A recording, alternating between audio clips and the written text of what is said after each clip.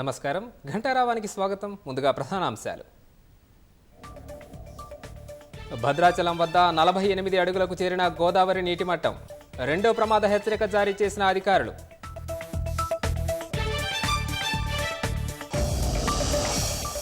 గోదావరి ముప్పు ప్రాంత ప్రజల్ని అప్రమత్తం చేసిన సీతక్క. వరదల వేళ ప్రజలు సాహసాలు చేయొద్దన్న మంత్రి.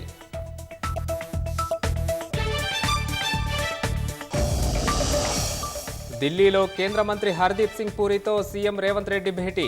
గ్యాస్ రాయితీని ఓఎంసీలకు చెల్లించే అవకాశం కల్పించాలని విజ్ఞప్తి.